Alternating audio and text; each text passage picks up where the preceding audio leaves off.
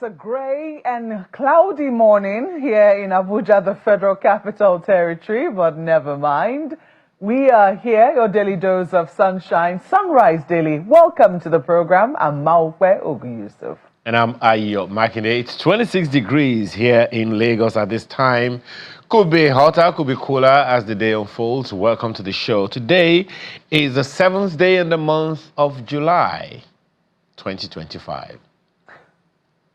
Well, at least the weather is doing what it ought to do. Everyone knows it's the rainy season, and so you can expect grey and cloudiness from time to time.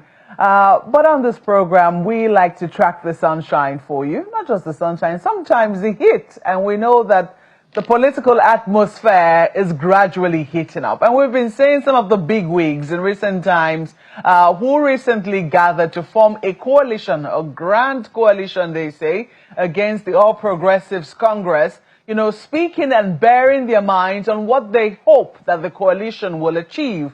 One of them was on a sister program yesterday. He was the presidential candidate in the 2023 elections, garnering as much as 6.1 million votes. And there have been speculation as to whether or not he will be running as the presidential candidate or as vice presidential candidate to the candidate of the PDP in the last elections as well, who he had run as a vice presidential candidate to in 2019.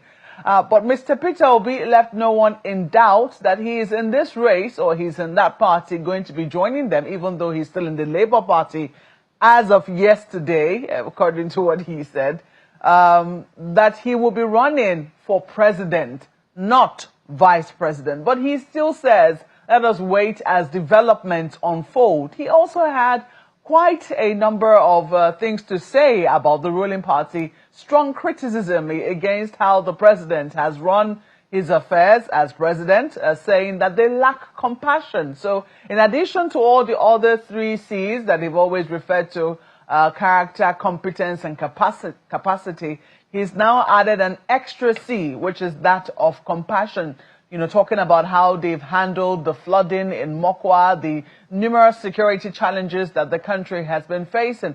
If you missed that particular interview, you can catch up on our YouTube channel, channelstv.com. But in the meantime, here's a snippet of what he had to say. 150 billion to buy a jet when 80% of our primary health care centers are not functioning. Even as against security protocols. Which security? You've been a governor, you know what it means. No, what do you mean security? That's what they tell. That's nonsense they tell. I was a governor for my first 4 years. I drove 406. For the rest of it, I didn't drive bulletproof cars. Nobody's trying to kill you. You're doing the right thing. That's not governance. The country needs governance. I said it and I put it in capital. I don't need a day more than 4 years. In fact, the day and before, you fix Nigeria in those 4 years. It's not fair. I will show the direction of good governance. You've been a 2-time governor. Why do you want to... In 2 years, there had been maximum damage. That shows 3 years can change it in good direction. Well, Mokwe Radley put it, if you really need to hear what, Mr. Peter Obi has to say, that link is right there on our YouTube page, you know. And that's just one of a number of other conversations we're going to be having this morning with our guests when we bring him on. One other issue, pretty much we'll be tracking trending issues, particularly over the past 1 week or thereabout, issues that have trended, the ones that you have been interested in, the ones that you have not been interested in, we'll be looking at some of them. One of those other issues is the Natasha Akpoti-Odoagan recall update. Excuse me, of course, we know that the court has spoken, made a case.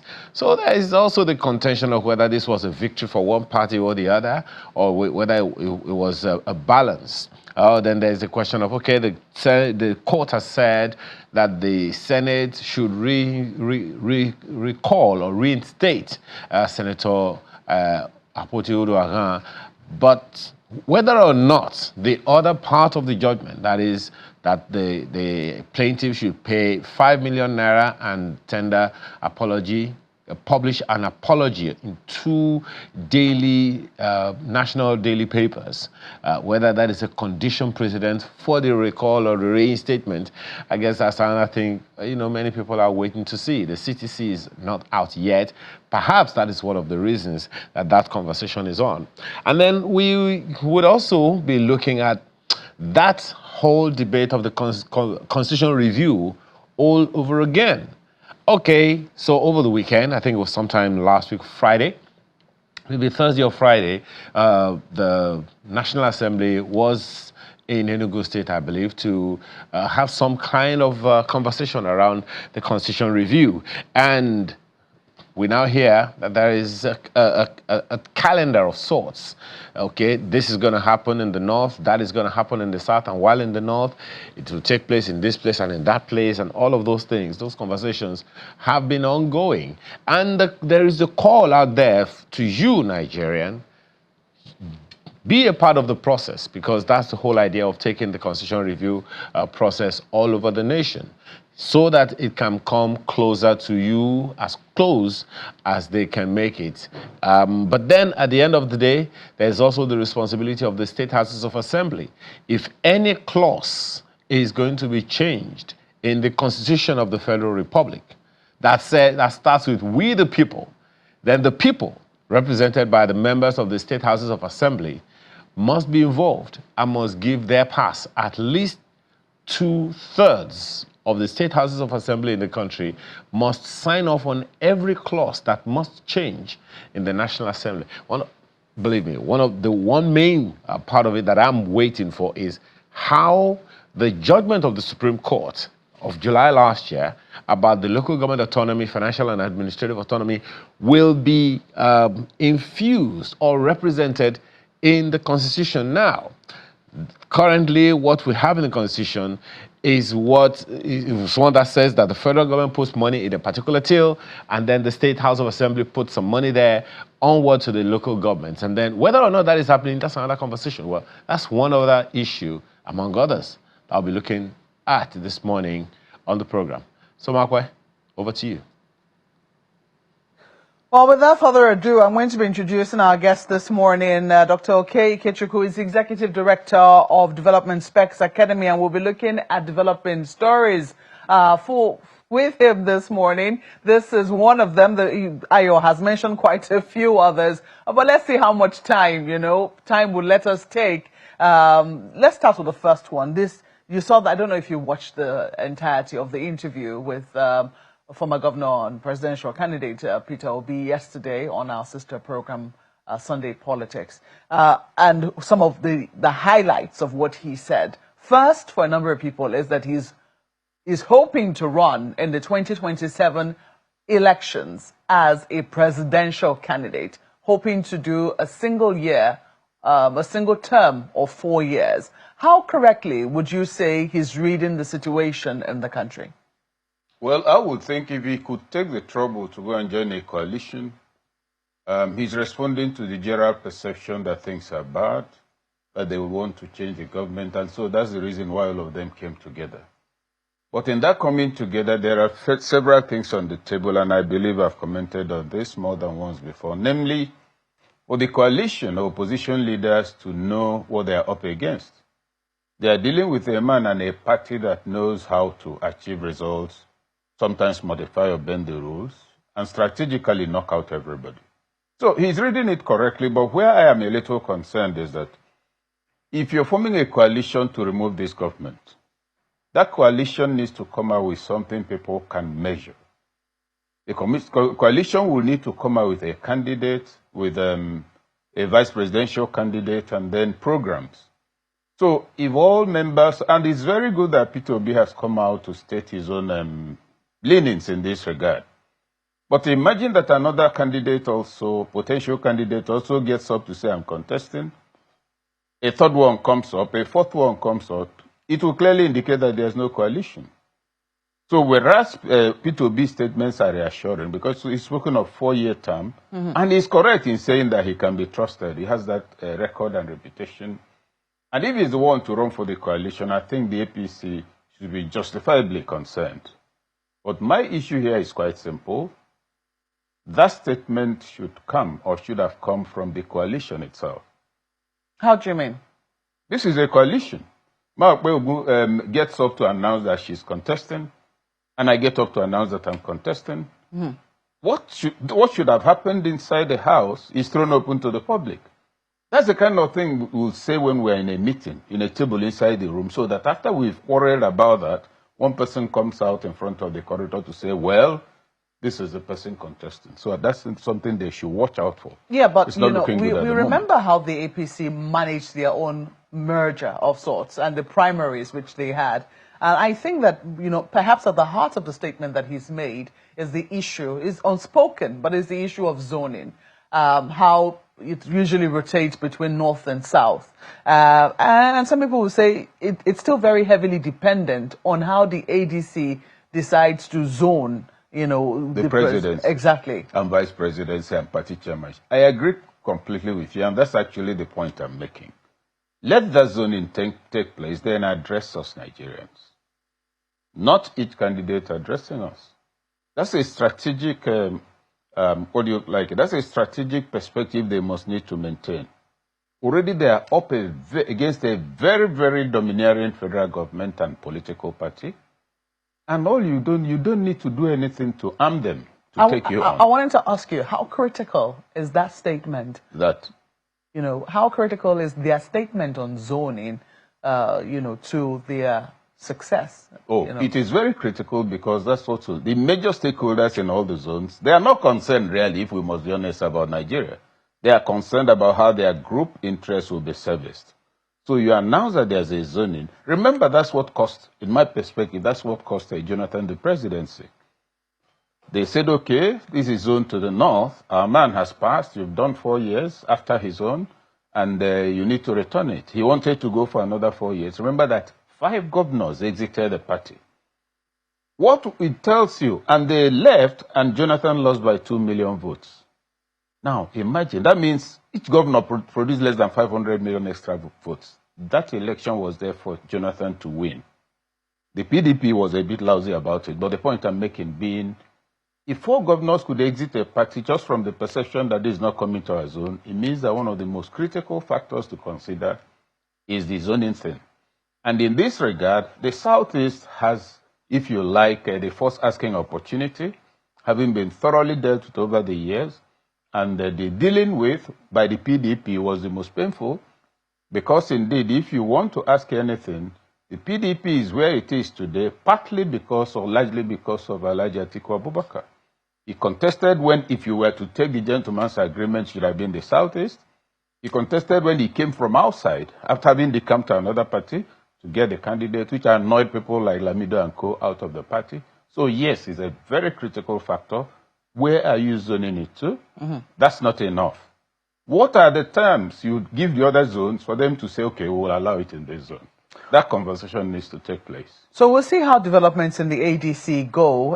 However, there's also the side of how they're going to be managing their membership, because we understand people are still in their legacy political parties and say, I'm still a member of Even this. they're asking Peter to resign. But you see, when you look at the template the APC, the AD, what do you call ACN, used to form the coalition with the CPC, both were parties that had a lot of ground support. Were in regular contact with their people, and there was, if you like, shared determination. I'm not sure that's the case in all these other parties, because if you look at all of them, they have very impressive internal issues. PDP is in total disarray, unable to contain Wike. Atiku himself unable to contain the party. Labour Party has, as we speak, 2 contending chairmen. There might be a third one coming up, and one has already issued Peter an ultimatum. So that advantage that the other people used to remove PDP doesn't quite exist, but it can be formed. If you say, this is our candidate, this is our vice presidential candidate, and now all your co-coalition people from other zones go to tell their people why you should be the candidate, then it would work. Well, let us see how, matters eventually unfold. But, this other matter came up. It's been on for a while. Senator Natasha Akpoti-Uduaghan versus the Senate. Justice Binta Nyako ruled on Friday on this particular matter. However, there's there's some ambiguities of some sort. There is the lack of clarity, and the Senate says it is going to wait for the certified true copy to be delivered before they, take any move. However, Senator Natasha says she will be resuming on Tuesday. Do you think that this is a recipe for conflict?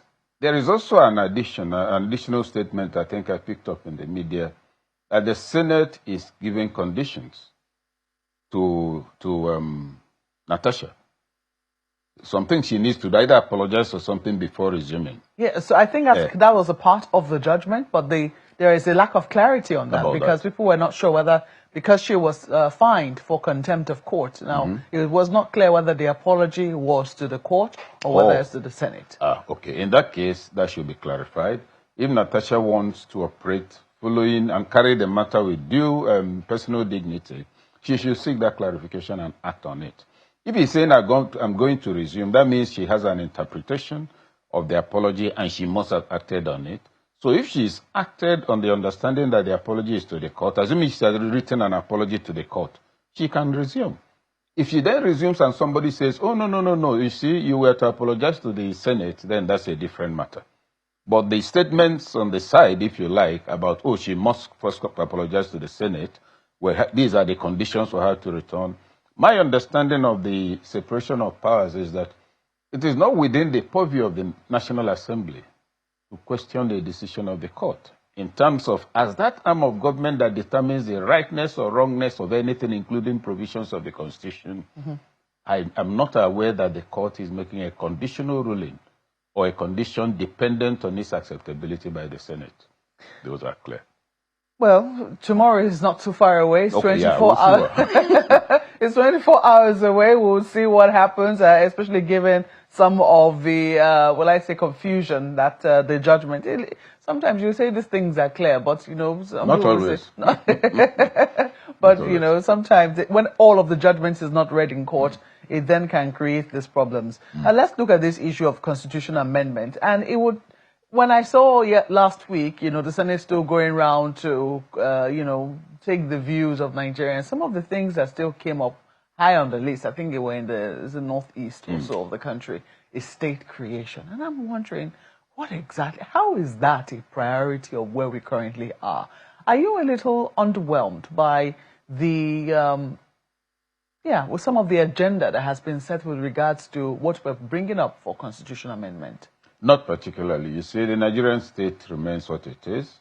The controversies are real, but most of it is around resource sharing, not production. Remember that Jonathan set up a committee headed by, I think, Justice, he's late now. The objective and task of that committee was to study all conferences we've had in Nigeria, all major decisions and resolutions arising from both regional and national conferences and meetings and consultations and retreats, and extract from them sound recommendations that have not been implemented and then send them as executive bill to the National Assembly. They were in the process of it when the House started, I think, under Tambuwal to do the same thing. Later, there was a National Assembly. The issues on the table, I think, are fairly simple and straightforward. The provisions of the Constitution as it is today, as they exist today, make it impossible for anybody to create an extra state, except by conspiracy. If you want a state, you say you want a state. You take it to the National Assembly. The National Assembly sends you back to your people to meet and agree that that's what you want. You come back again. They then take it around the state, the federation, for 2/3 of the state assemblies to endorse it. It's not going to happen. Except there is what I would always call conspiracy of Nigeria's Old Boys Association, where they agree in the first place, okay, I think they deserve a state there. Let's tell the assemblies to approve it. That's the only way more states can be created. But over and above all of this, we must ask the question, why do you create states? Some speak of marginalization. There is a lot of marginalization. But what will actually take away marginalization is not necessarily the creation of states, because you have states where monolithic, homogeneous, and they are fighting, is good leadership and good governance. So when you say marginalization, remember, we elect to 3 regions, a 4th region. Now we had 19, we had 21, now we have 36 states. If we continue, there will be a day that you will find a state of the federation called Okey Ikechukwu. Everybody walking on the road will be a state. Governing himself and reading his own budget. We're already our local government. But let's go to Ayo. I know he has one quick question for you, Ayo. Well, thank you, Malkwe. Well, Dr. Ikechukwu, just one quick question on one of the issues that you raised, the very, very first one, actually, where you said, and I quote, that Mr. Peter Obi was responding to the general perception that things are bad. And I picked on that word perception, that things are bad. Is it a perception, or is it the reality, even though we say a perception is reality? Oh, it is a reality. I mean, things are bad in several respects, but recognizing that things are bad is not the same thing as a solution. You, Ayo, me here, every Nigerian is having it rough, irrespective of party, irrespective of religion, irrespective of ethnic roots. So yeah, all is not well at all on several fronts, and at different levels. Okay. Also across to the elite in terms of security, more of poverty to the poor. So yes, things are bad. Well, and the coalition is saying we want to change things for the better. And what I'm asking that coalition to do is to tell us who is standing forth in their name, not each of them coming to speak. Secondly, what is it you want to do about specific things in the federation? And thirdly, do not from the beginning shoot yourself in the foot by having individual members of the coalition or individual groups within the coalition to be making independent statements. It will not go well for them. Let them meet, resolve a lot of things, come out with an ideological trajectory, come out with a candidate, come out with solutions. Describe their templates for integrating the regions into part ownership or joint ownership of the coalition, and then that will work. They will over time they have a certain advantage, which is the North is at the moment not happy, and for various reasons.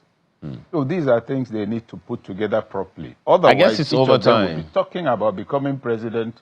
Yeah. And if that happens, the coalition will crash when the public now begins to do detailed assessment of the respective of the profile of the respective individuals over the years. Like I've said before, I see a lot of them on the table, coalition table, but I'm not quite sure what they're bringing to the coalition. You know, one of the things that excites me, my apologies, my sincere apologies, Prof. One of the things that's a little befuddling is whether or not, something that you also said, whether or not the coalition is not broken from the start when each one of them is already making those comments. One of those people in the coalition is Mr.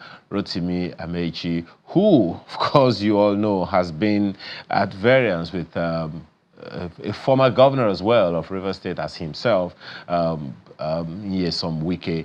And of course, you've been seeing the spat between the two of them over time, even until as close as the last few days of the week gone by. What do you make of all of that spat? You know, the party is working, the party is not working, making comments about each other, whether or not there is peace in Rivers State and all those things. What do you make of all of that, and how helpful do you see that those feedback coming from both of them, given that they are national leaders that many people look at? Well, you have what you call, I think it's lawyers who call it, says by the way, pedestrian debate. People can quarrel all they like, that's a different matter. You say they are national leaders, yes, to the extent that they've held positions at the national level, we can describe them as national leaders by Nigerian standards of today. If you're going to mention certain names, if you want to mention all the leaders you know from the southeast or from the north, or from the south or middle belt, will you include their names? So let's be careful about how we use national leaders. At the moment, these are individuals who have held positions at state and national levels. They are vocal. In terms of what they represent, there might be questions to ask. But now, talking about Wike and Amechi specifically, the biggest mistake they will make is to assume that Wike doesn't matter. He has shown them that he matters. And between him and Amechi, I don't know which of them has greater capacity for engagement. From my observation, and here, it may be right or wrong, Wike has shown the capacity for robust, if you like, engagement without apologies, in terms of comparative strength in terms of national visibility, even without Wike becoming minister. I suspect that Wike has a stronger profile in terms of capacity for engagement, for robust engagement, for bluntness, and sometimes for deliberate mischief. So let the talking go on. It's part of what happens in politics. But as for Mechi becoming the candidate of the party, there's nothing wrong with it. It's a legitimate aspiration. As to whether he will emerge victorious in that engagement, my question would be, has anybody taken time to audit his profile and perception across the nation to be convinced that he should be a vice presidential candidate, not to talk of being a presidential candidate? These are matters they should weigh very carefully.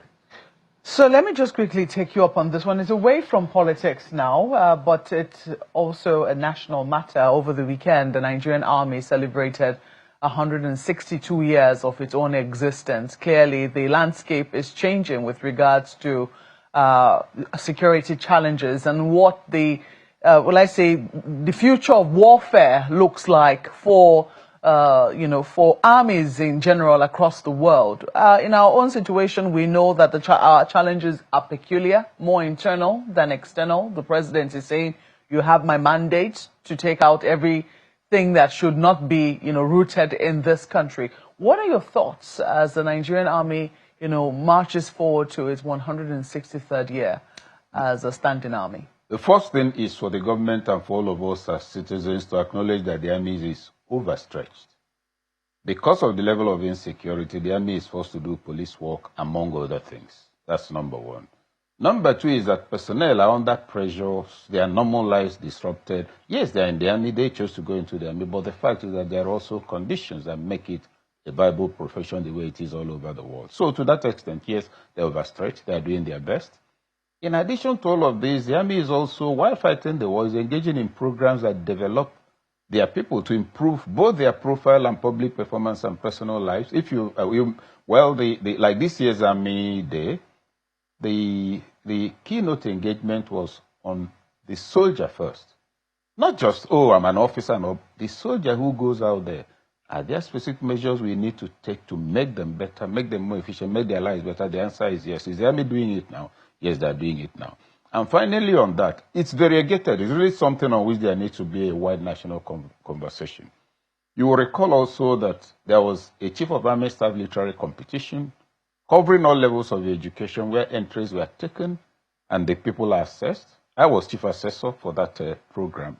The winners came from all over the country, command schools, private schools, public schools, and the awards were given to them in various regions, with some of them coming to the federal to have their hands shaken by the Chief of Army Staff. The issue is this.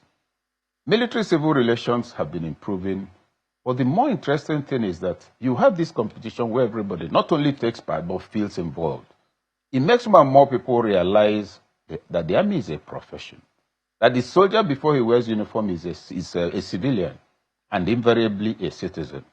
So that leveling of perceptions is one of the advantages. And so for this year's Army Day, a cocktail of things, professional and strictly combat issues, military-civil relation issues, capacity building within the military, and the profile of the army as a fighting force in the 21st century world with totally new approaches. Seeing that whole thing, it is reassuring because what it means, three things to be taken on the table. It means that the army leadership, the military leadership of the Nigerian army is totally sensitive to what's going on in the world, is aware of the cost challenges. If, for instance, you hear the army has been allocated 100 billion, wonderful. But a particular kind of military hardware, one piece of it costs 900 and something million. So you're just getting and when you look at those figures, you say, goodness me, where is our money?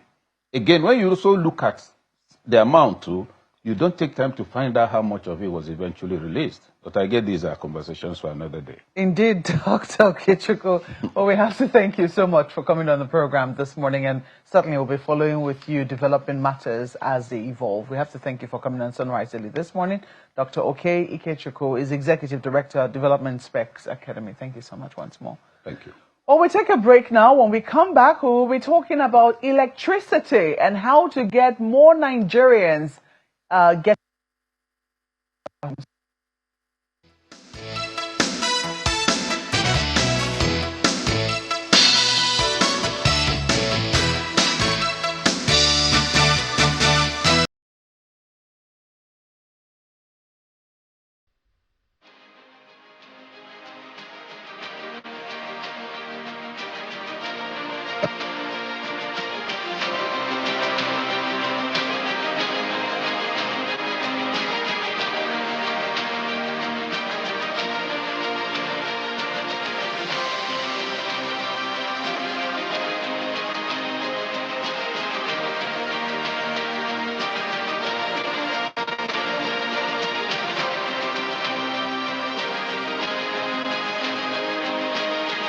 Well, yes, as that picture has shown, we have Mr. Abba Aliyu joining us now. He's the Managing Director, Rural Electrification Agency. But just before we go to him, we've seen the news scrolling at the bottom of your TV screen announcing the death of the Olubadan, Oba Olakuleyin, who's died at the age of 90. Olakuleyin, a family source who confirmed to Channels Television, noted that the monarch died in the early hours of Monday. His death comes at the peak of celebrations for his 90th birthday and first anniversary of his reign as the Olubadan of Ibadan land. The late Olakuleyin was installed as the 43rd Olubadan on the 14th of June 2024 after succeeding Oba Lekan Balogun. We certainly will be tracking events for you as they unfold in Ibadan, the Oyo State capital. But now to our guest who is in the studio right here. The last time you spoke, you said you had quite a pretty big ambition. You want to be able to give 25 million Nigerians electricity in a period of 3 years. And I think this will include rural and peri-urban the members of the country. How far have you gone on this particular plan? Thank you very much for having me. Yes, so we had already started implementation of our plans. The previous time I was here, I told you of the landmark project, the distributed access through renewable energy scale-up. We have already signed grant agreements with 8 companies, and we have about 100 companies now lined up to be signed. Total projects of sites of over 500 sites. So that had already started. The completion of the Nigeria electrification project, we have close to 70 projects that we have completed. We also have started the process of the interconnected mini-grid, 42 of them, which are very critical to create reliability for peri-urban areas and also connecting our mini-grid with the national grid. So that also have started 42 of them with 7 distribution companies. We are also working with... In which areas? Do you want to elaborate on the areas where this is happening? Yes, so different states, the 42 are different states. The 7 distribution companies is all the distribution companies excluding Kaduna Electric, Jos Electric, and the Enugu, I think, Disco. These are the 3 that are not part of our current plan.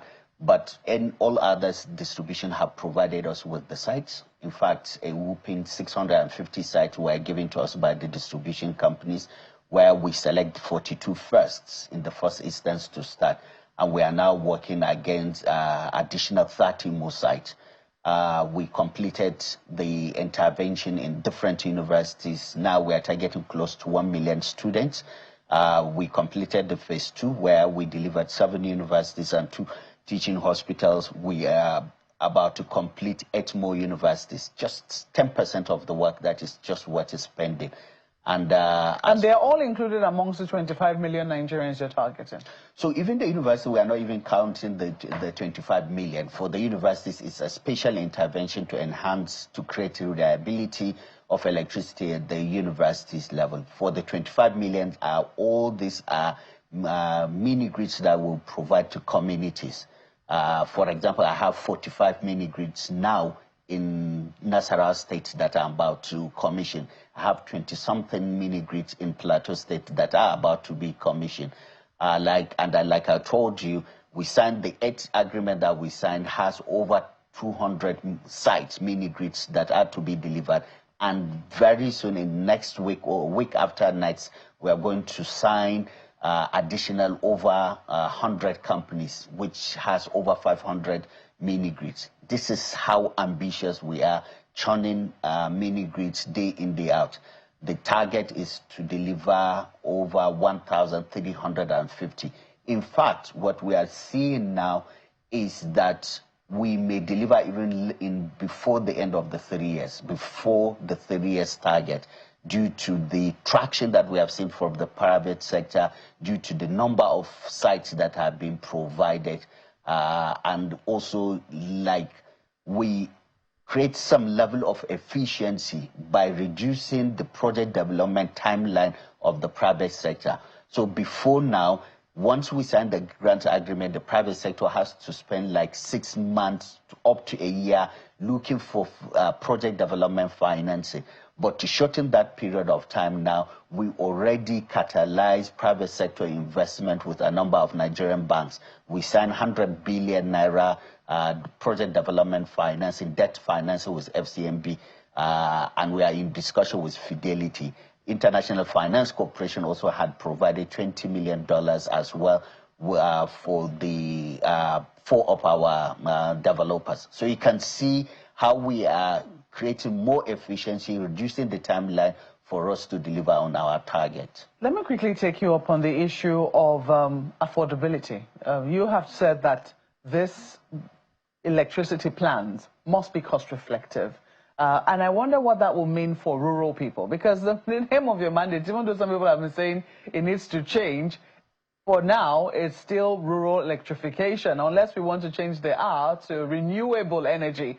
But having in mind that you are still the rural electrification, and you're working right now to include a number of rural people, a significant portion of rural people on the grid to make sure that they have electricity, cost is at the heart of the matter. What does that mean for you? Yeah, so that is the essence of the federal government intervention. Our funding, the grants the capital grant that we provide to the private sector is to de-risk the entire infrastructure deployment, which by extension has implication on the tariff cost, because tariff is a function of the total cost of the project. So by intervening, providing grant to the private sector, one, you are incentivizing them to go to rural areas which ab initio they may not feel they would want to go. That is one. Two, you are also reducing the total cost of the deployment of that infrastructure, thereby reducing the tariff. If you look at our numbers, we have close to 95% of collection, more than what is obtainable on the on-grid, which means that the people we are serving are paying for this electricity, which also has relationship with the affordability. In as much as their consumption is very low, but the little we are providing, it's being paid by the tariff that is very low, but the little we are providing, it's being paid by the tariff that it's mutually agreed.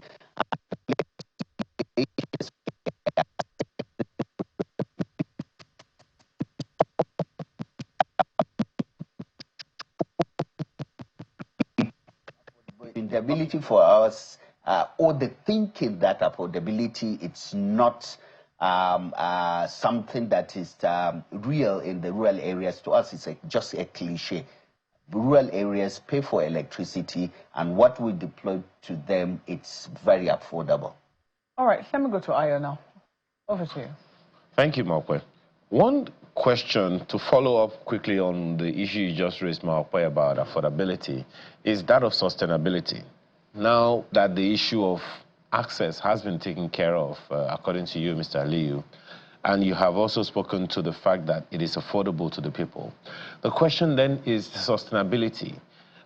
Now there are questions around how much electricity Nigeria generates, and the much touted fact that Nigeria does not produce enough electricity for its people. Maybe you want to quickly speak to that now as to what's been the improvement from the time you took over up until this moment, and then what is the sustainability strategy to be sure that there is a sustainable scaling up until we get to a point where we never have a power outage again, and if ever that is possible. Yeah, so I will start with the sustainability.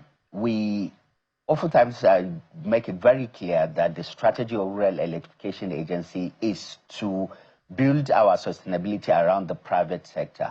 One of the key things REA is doing is moving away from contract as a contract issuing company, but as a financial institution that catalyzes infrastructure investment around the private sector.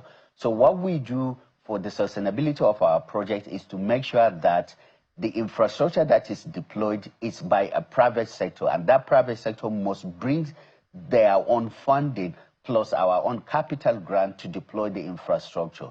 By this, it means that the private sector must manage that infrastructure over a very long period of time for them to recoup their investment, be it a debt or equity, and also get some level of internal rate of return, thereby ensuring the sustainability of that infrastructure. So that is one.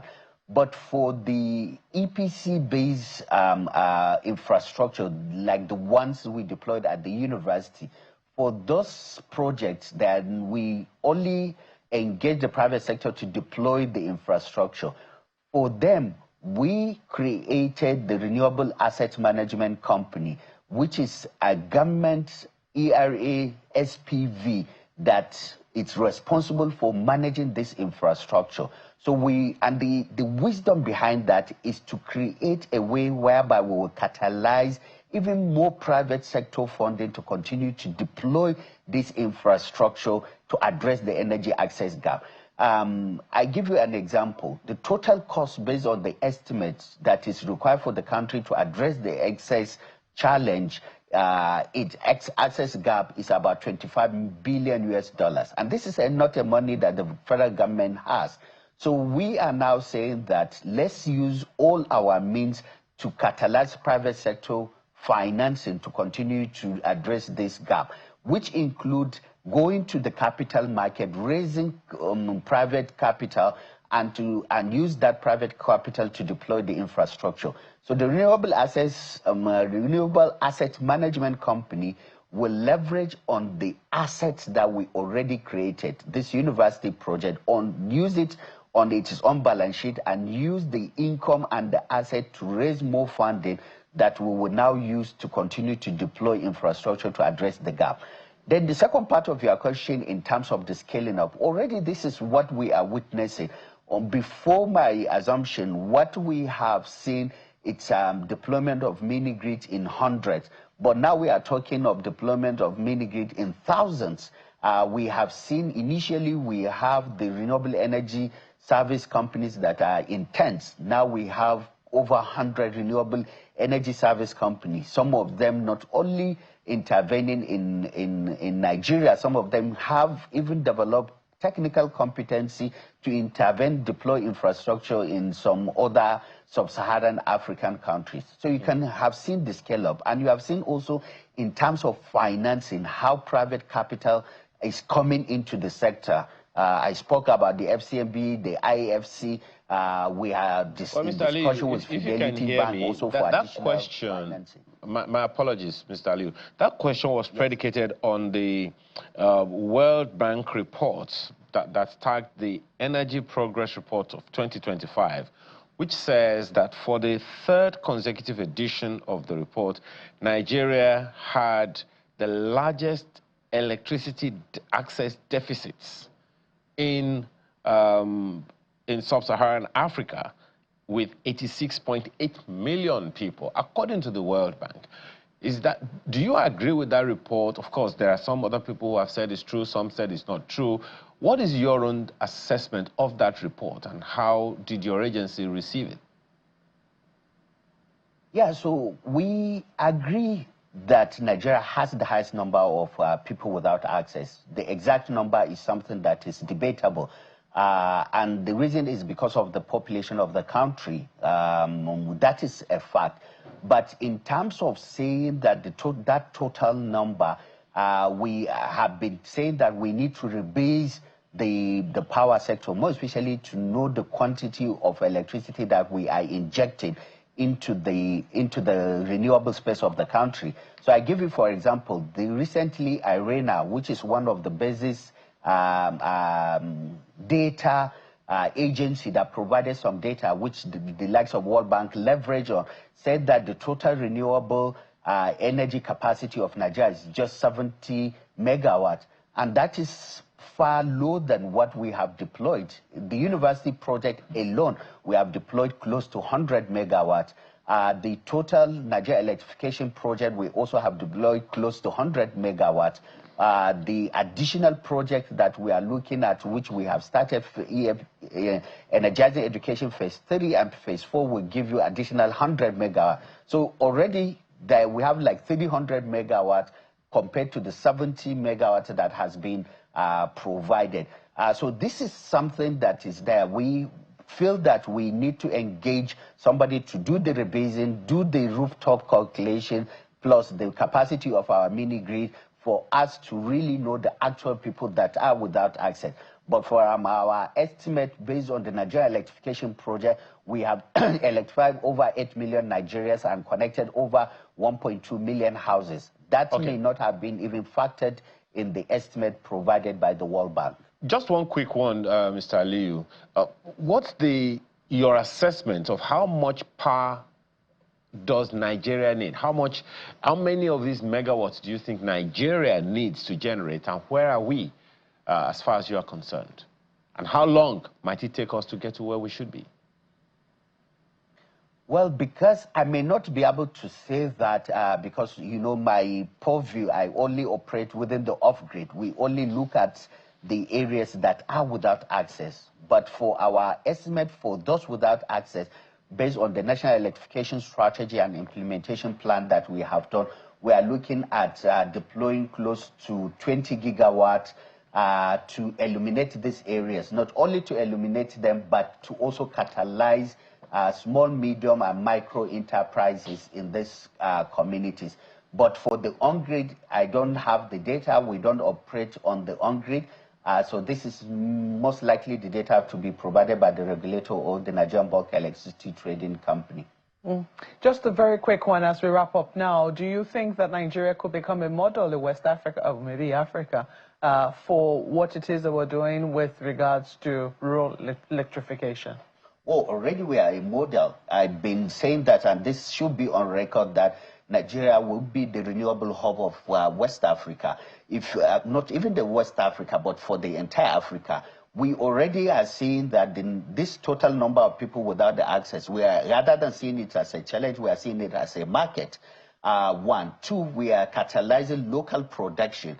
600 megawatt already being catalyzed, about 2.5 gigawatts in the development process. We have seen how we are churning technical skill and competencies that would use this financing and deploy this infrastructure. We have also catalyzed an ecosystem, a renewable energy service company, RESCOS, that are deploying infrastructure, attracting private sector financing, and even going out of the country and deploying this. Go to Liberia, go to Sierra Leone, you will see Nigerian renewable service company deploying infrastructure in these areas. We have seen that, and you will see that from 1 megawatt that we are deploying now, we have done 12 megawatts, we are doing 13 megawatts, we are targeting 20 megawatts. So we keep on scaling. We have really mastered the art of deploying renewable energy infrastructure, building talent, attracting financing, and definitely Nigeria will be the renewable hub of Africa. Were you involved in the Presidency's renewable program for 10 billion naira? I think the Aso Villa now, we understand, is on renewable energy. Yes. Was the REA involved in that? No, REA is not involved in that. Okay, just wanted to clarify. Well, we have to thank you very much for coming on the program this morning. Mr. Abba Aliyu is the Managing Director, Rural Electrification Agency. Perhaps the name should be changed to Renewable Electrification Agency, but we'll see how that eventually happens. We have to thank him once more. That's where we wrap up the program this beautiful Monday morning. Who can believe it's Monday? Well, it's time to get to work, and we wish you a most productive week. I'm Maupe Ogunyusef. Also keep your eyes on the ball, because the clock is ticking. I'm Ayo Makinde. Enjoy the rest of your week.